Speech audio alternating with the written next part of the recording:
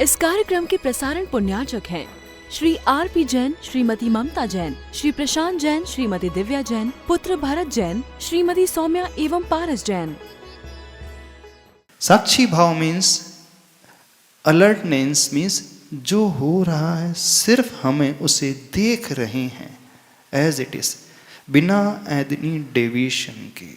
ना हम राग की ओर जा रहे हैं, ना हम द्वेष की ओर जा रहे हैं। अभी आपने कहा था अपने बेटे के लिए हम विल लिख देंगे, भले ही हम जानते वो सत्य व्यसनी है, सर्वगुण संपन्न है। वहां आपका मोह था, वहां अटैचमेंट था। उससे ऊपर हट करके एक न्यूट्रलिटी में आते हुए उसको एज इट इज देखने की कोशिश करो। जैसे एग्जाम्पल दे रहे हैं, आपने गुलाब जामुन खाया है? जी। सबने खाया? हाँ जी। कैसे खाया? उठाया सीधे गाय मुख में डाल दिया, चला पेट में? नहीं। अब क्या करना है, एक तरीका बताते हैं। गुलाब जामुन है, उसे पहले अपने स्पर्शन इंद्री का विषय बनाओ। ध्यान से देखो, टच करके देखो कैसी फीलिंग आती है। सॉफ्ट है, हार्ड है, सेमी हार्ड है, कैसा लग रहा है, टच करने में कैसा लग रहा है। उसके स्पर्श गुण को पहचानो, थोड़ा सा एनालाइज करना, खाना एकदम से नहीं।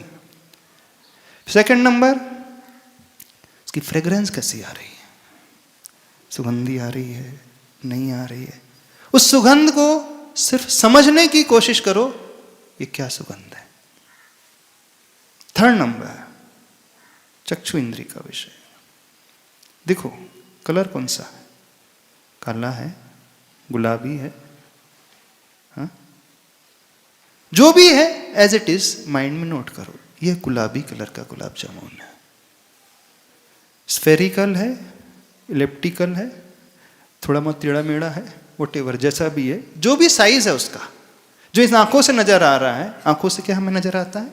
कलर नजर आते हैं, उसका शेप नजर आएगा, साइज नजर आएगा, और जब आप हाथ में लोगे तो उसका स्पर्श नजर आएगा, उसका वेट आपको दिखेगा। जो उसकी गंध है उसे समझना सुगंधी किस टाइप की है।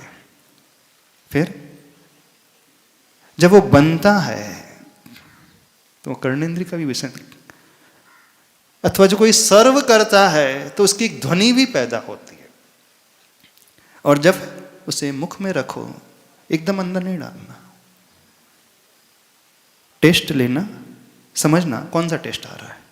मीठा आ रहा है, लाइट स्वीटनेस है, बहुत हैवी स्वीटनेस है, नॉर्मल है। अब ये हमारी रसना इंद्री का विषय बना, 5 इंद्री का विषय बना। इसके बाद मन का विषय। अब मेरे भीतर इस गुलाब जामुन को लेकर के क्या फीलिंग हो रही है? हंसी तो नहीं आ रही आप लोगों को? हम क्या करवा रहे, कौन सी एक्सरसाइज करा रहे हैं आपसे? हाँ, हाउ टू ईट गुलाब जामुन। गुलाब जामुन कैसे खाएं, ये भी बहुत बड़ा आर्ट है, बड़ा इफेक्टिव आर्ट है। तो जो टेस्ट आ रहा है उसके बाद आपका मन क्या फील कर रहा है, उस फुल फीलिंग को नोट डाउन करना। मन में बड़ी प्रसन्नता हो रही, ज्यादा प्रसन्नता हो रही, कम हो रही है, अच्छा नहीं लग रहा है, मजबूरी में खा रहे हो, लोगों के कहने पर खा रहे हो, अब जबरदस्ती उनने परोसे दिया है तो खाना पड़ रहा है, जैसे गुलाब जामुन बिल्कुल पसंद नहीं है, वो भाव आ रहे हैं कि मुझे बहुत ज्यादा पसंद है, वो भाव आ रहे हैं। थोड़ा सा टाइम देना, 5 इंद्री का विषय बनाना, फिर मन का विषय बनाना, फिर उसे चबाना। तो अपने ही चबाने के जो ध्वनि आ रही है अंदर से सुनने की कोशिश करना। अब आप कहोगे महाराज जी गुलाब जामुन खाना कि मैं क्या कर रहा हूं। यदि ये सब करने बैठ जाऊंगा तो फिर वो आनंद, अब देखना क्या होगा आपके साथ। क्या था, जैसे ही आपने मुख में रखा बड़ा अच्छा लगा, अंदर गया। अब जो हम कह रहे हैं, अब आपका जो उपयोग है उसे समझने में आ गया, उसे जानने में आ गया। आपका माइंड जो है उस ओर घूम रहा है, ये कौन से रंग का है, क्या इसका वेट है, क्या साइज है, कैसी फ्रेग्रेंस है, ठंडा है, गर्म है, दिखने में अच्छा है, दिखने में बुरा है, और मेरे मन की फीलिंग क्या आ रही है। ये प्रैक्टिस हर फूड आइटम को लेकर के करने की कोशिश करो। ज़्यादा नहीं, 2 मिनट का समय देने की कोशिश करो। ये हो गई खाने की एक्टिविटी। महाराज जी, उपयोग और मन अलग हुआ? हाँ, मन के माध्यम से हम अपने उपयोग को लगाते हैं। मन तो एक मीडियम है, यानी कंसंट्रेशन, अपने आप को फोकस करना। उपयोग मीन्स अपने आप को फोकस करना उसको। अब चलने की एक्टिविटी, हर एक्टिविटी, मैं चल रहा हूं, किस प्रकार से चल रहा हूं, मैं देख रहा हूं तो मुझे कौन सा दृश्य नजर आ रहा है, मैं सुन रहा हूं तो उसमें किस प्रकार के वर्ड्स हैं, और सुनने के बाद मेरे मन में क्या इफेक्ट पैदा हो रहा है, समझना। मैं टच कर रहा हूं तो टच करने के बाद मुझे कैसी फीलिंग हो रही है, ये पेपर है, कैसे कलर का है, टच में कैसा लग रहा है। तो जो भी एक्टिविटी आप करते हो, थोड़ी देर की प्रैक्टिस करें, इसका सबसे बड़ा बेनिफिट ये होगा, फिर आपके जीवन में कुछ भी इंसिडेंस घटेगा, तुरंत आपका रिएक्शन नहीं होगा, पहले आप उसे एनालाइज करने लगोगे। और जैसे ही एनालाइज करने की एक्टिविटी धीरे धीरे डेवलप होने लगेगी, तो अपने आप जो आपका खेद खिन्न मन पहले होता था, वो साक्षी भाव में आने लगेगा, वो ज्ञाता दृष्टा के भाव में आने लगेगा। तो जो तुरंत रिएक्शन होता था, वो तुरंत रिएक्शन नहीं होगा। फिर आप थोड़ा सोचोगे कि मेरे मन में जो भाव पैदा हो रहे हैं, वो भाव पैदा करने योग्य हैं भी कि नहीं। Then after you will react. फिर आपका रिएक्शन पूरा बदल जाएगा। शुरुआत में बड़ा ऑड लगेगा कि ये क्या एक्सरसाइज हम दे रहे हैं, मैं क्या करने बैठ गया। अब चलता हूँ तो मैं देखूँ कैसे चलता हुआ, देखूँ अपने आप को। हाँ, अपने आप को चलते हुए देखना है, अपने आप को बैठते हुए देखना है, अपने आप को खाते हुए देखना है, अपने आप को सुनते हुए सुनना है। एक आचार्य भगत ने बहुत अच्छा हाइकू लिखा है, मैं खड़ा ना था, देह को खड़ा कर देख रहा था। क्या कहा? मैं खड़ा ना था, अथवा मैं बैठा न था, देह को बैठा कर देख रहा था। अब जैसे हम दूसरों को देखने की कोशिश कर रहे हैं, वैसे ही अब स्वयं को देखने की कोशिश करें। मैं बैठा ना था, इस देह को बैठा कर देख रहा था। मीन्स देह डिफरेंट है, शरीर डिफरेंट है, और देखने वाला डिफरेंट है। तो ये प्रैक्टिस करने से व्यक्ति जो है एक अलग ही प्रकार के अप्रोच में पहुंचता चला जाता है। सिचुएशन कैसी वर्ष से वर्ष भी क्यों ना हो, वो रिएक्शन बाद में करेगा, पहले उसे एनालाइज करेगा। और एनालाइज जैसे ही हम करने लगते हैं, तो ऑटोमेटिकली वो तटस्थ भाव आते ही हमारा माइंड जो है, हमारी बॉडी जो है, हमारी कुछ ग्लैंड्स हैं, कुछ ऐसे एंजाइम का सीक्रेशन करते हैं जो हमें कंस्ट्रक्टिव फेज में लेकर के जाएंगे। और जैसे हम इमीडिएट रिएक्ट करते हैं बिना सोचे समझे, तो जो रिएक्शन होगा वो आउट ऑफ कंट्रोल होता है। बहुत सारे लोगों की प्रॉब्लम है, हमारे जी उस समय कंट्रोल ही नहीं होता। ये बाद में रियलाइज होता है कि मुझे गुस्सा नहीं करना था, बाद में रियलाइज होता है कि ऐसे शब्द का प्रयोग नहीं करना था, बाद में रियलाइज होता है कि मुझे ऐसे नहीं देखना था, ऐसा नहीं करना था। बोले उस समय नहीं होता है। तो ये उस समय कैसे अपने आप को संभालें, तो उसकी प्रैक्टिस इस प्रकार से होगी। हम जो भी एक्टिविटी कर रहे हैं, how to eat, how to see, how to sit, how to sleep, how to do every activities, ज़्यादा टाइम नहीं लेना, सिर्फ 1 मिनट 2 मिनट। ग्रेजुअली आप खुद रियलाइज करोगे, कुछ टाइम पीरियड के बाद आप हर जो भी आपके साथ सिचुएशन घटित हो रही है, आप उसमें अपने आप साक्षी भाव लेते आते चले जाओगे। इसे आजमा करके देखना। तो माइंडफुलनेस ऐसे आती है, वह जागृति इस प्रकार से आती है। तो वो एफर्टलेसनेस पोजीशन को पाने के लिए भी एफर्ट लगता है, वहां तक पहुंचने के लिए एक प्रैक्टिस लगेगी।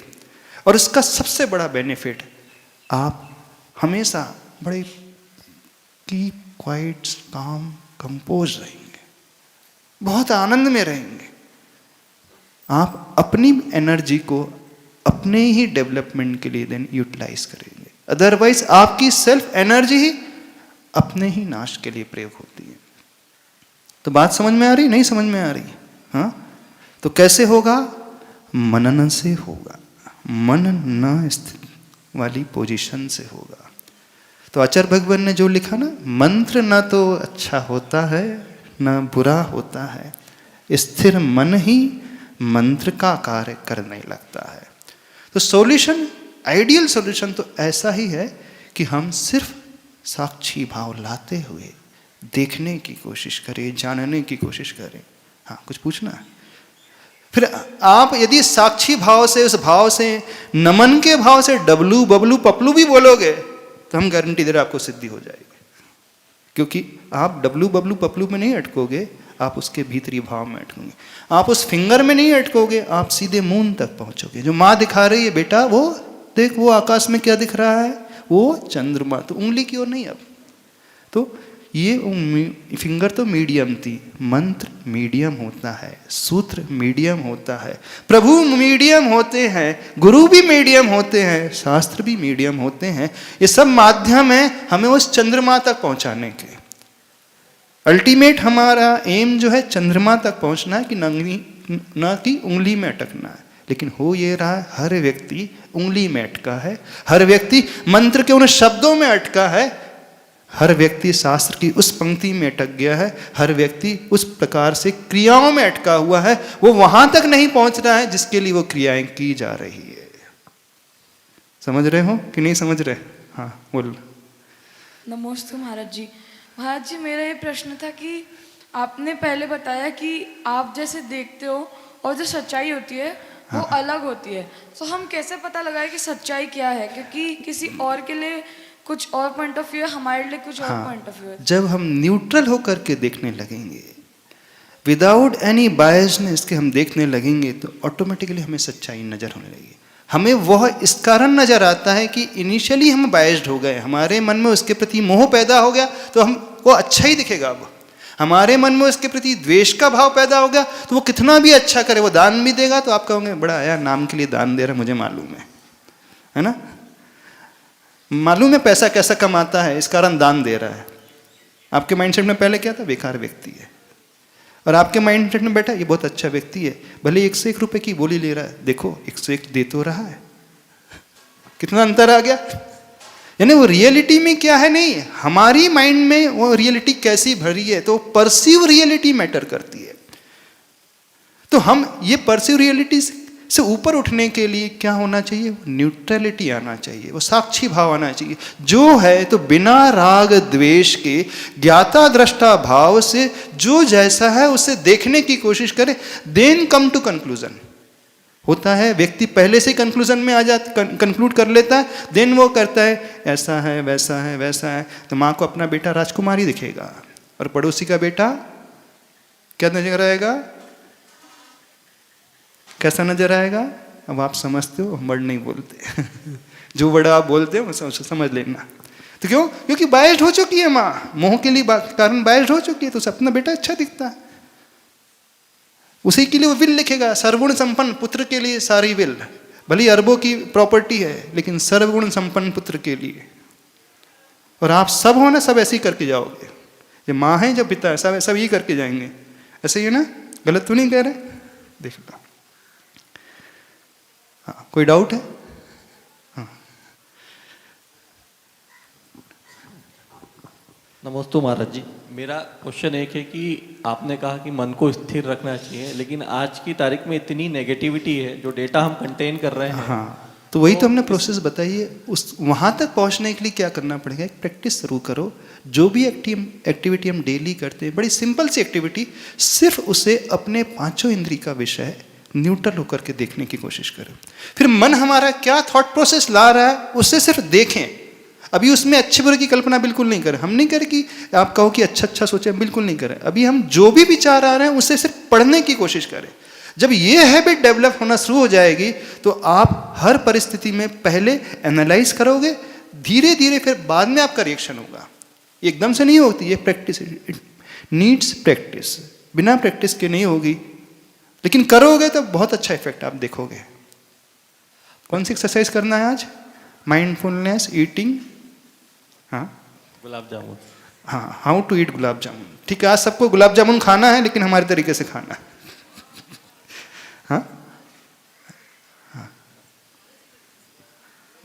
स्विच ऑन कर लो उसका। नमस्ते महाराज जी।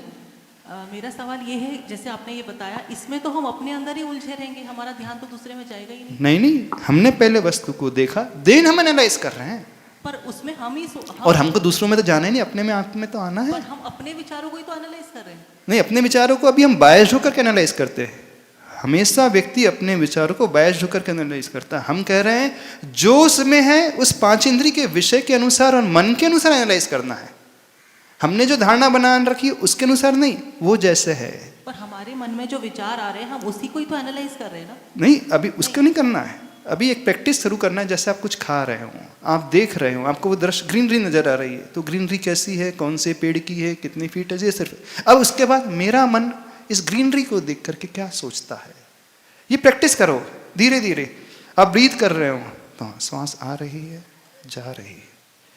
आप सुन रहे हो तो ये वर्ड मैंने सुना, इसका ये मीनिंग होता है। अब मेरा मन इसके प्रभावित हो रहा है, अच्छा और बुरा मान रहा है। बस जो भाव आ रहा है उसको सिर्फ देखने की कोशिश करो, धीरे धीरे। अपने ही भाव ना, अपने ही भाव, अपने ही भाव, बस ये करना चाहिए। अपने आप को ही देखना। हाँ, ठीक है। और कोई डाउट? हाँ, टाइम हो रहा है, जल्दी। हाँ बोलिए। नमस्ते महाराज जी। हाँ महाराज जी, ऐसा भी हो सकता है कि हम जो परसीव्ड रियलिटी देख रहे हैं और वो रियलिटी भी सेम हो। हाँ। पॉसिबिलिटी है हाँ, तो फिर कोई प्रॉब्लम नहीं थी। परसीव रियलिटी और रियलिटी से में तो कोई प्रॉब्लम नहीं, But- वो तो बहुत अच्छी बात है। बट कॉन्फ्लिक्ट की सिचुएशन में कैसे? यदि जो रियलिटी उसमें कॉन्फ्लिक्ट आएगा ही नहीं। हमेशा कॉन्फ्लिक्ट क्रिएट होता है परसीव्ड रियलिटी में, रियलिटी में कभी नहीं आएगा। हम जो सोच रहे हैं उसके अनुसार ही होता है। हमारे लिए बुरा है तो कॉन्फ्लिक्ट आएगा, हमने न्यूट्रल होकर के सोच लिया। तो महाराज जी, मेरा क्वेश्चन ये है, अनेकांतवाद कहाँ तक? अच्छा, अब अनेकांतवाद अभी आने वाला है, बहुत ज़्यादा हेल्पफुल है। इसके बाद की स्टेज अनेकांतवाद आएगी, इसके बाद में अपन कल डिस्कस कर लेंगे। आज समय हो गया। इस कार्यक्रम के प्रसारण पुण्यार्चक हैं श्री R.P. जैन, श्रीमती ममता जैन, श्री प्रशांत जैन, श्रीमती दिव्या जैन, पुत्र भरत जैन, श्रीमती सौम्या एवं पारस जैन।